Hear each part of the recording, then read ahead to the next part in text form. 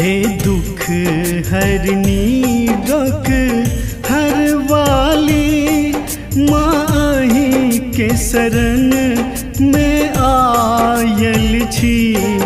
दुख हारी हरू दुख राहमर माँ सब हक गुण गाबी बैसल छी।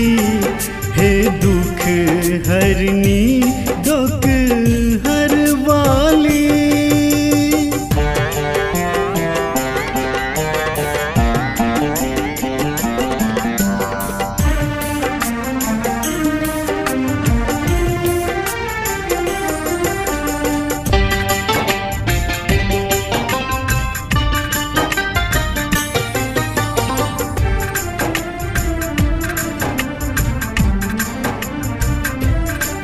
कियो काहे अहाँ के दुख हर वाली, कियो काहे अहाँ के दुख हर वाली।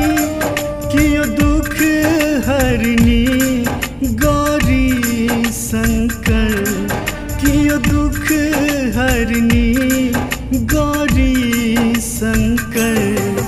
निर्जन वन में आहा वास करी, निर्जन वन में आहा वास करी। सब हक आहा दुख दरिद्र हरी। हे दुख हरनी दुख हर वाली माही के शरण में आयल छी। हे दुख हरनी दुख हर वाली।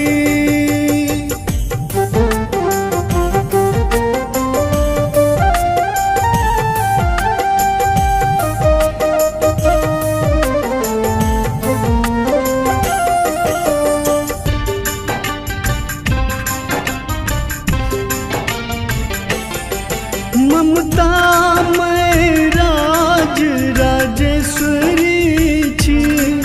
ममता मैं राज राजेश्वरी छी। अहि मैया दुखक तारिणी छी। अहि मैया दुखक तारिणी छी। ममता के आचर सबके भरी, ममता के आचर सबके भरी। सब हक मनोकामना पूर्ण करी। हे दुख हरनी दुख हर वाली माही के शरण में आयल छी।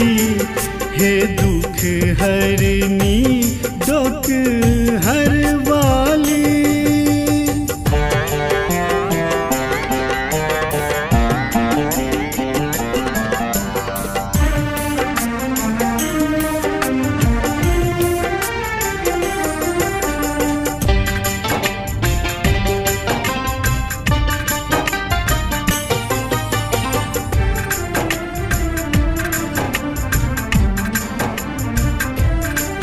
जीवन भेल हमर थौआ माँ, जीवन भेल हमर थौआ माँ।